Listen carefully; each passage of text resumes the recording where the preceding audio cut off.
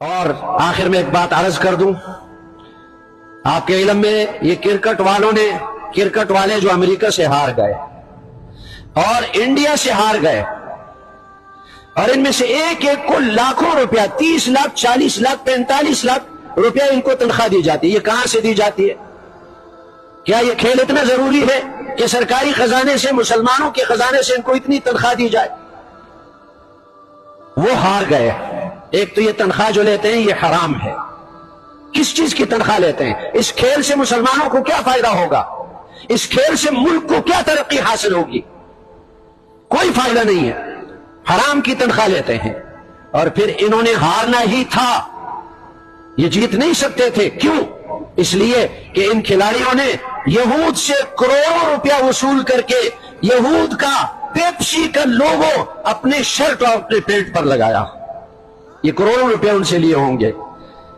ان کو شرم نہیں آتی؟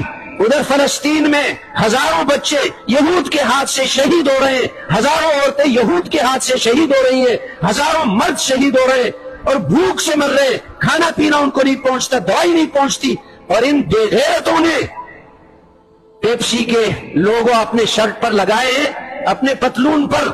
یہ یہود سے کروڑوں روپے لیے ہوں گے۔ اور پھر ہمارے مسلمان بھی عجیب ہیں، جب کھیل میں ہار گئے وہ کرکٹ والے، تو مسلمانوں پر تو ایسی مصیبت ٹوٹ پڑی جیسے ماں مر گئی ہو ان کی، اتنا غم۔ اللہ کے بندو، نماز کے چھوٹنے پر تمہیں غم نہیں ہے، روزہ کے چھوٹنے پر تمہیں غم نہیں ہے، سود کے کھانے پر تمہیں غم نہیں ہے، رشوت کے کھانے پر تمہیں غم نہیں ہے، حرام خوری پر تمہیں غم نہیں ہے، اور کرکٹ میں ہارنے پر غم ہے۔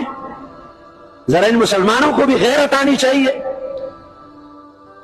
اور میں قسم سے کہتا ہوں، اگر پورے پاکستان والوں کو نمازوں کے چھوٹنے پر اتنا غم ہو جائے کہ جو اس کرکٹ کے ہارنے پر جو غم ہوا اس کا 100واں حصہ غم بھی اگر ہو جائے تو مسلمان ترقی کر لیں گے، ملک کامیاب ہو جائے گا۔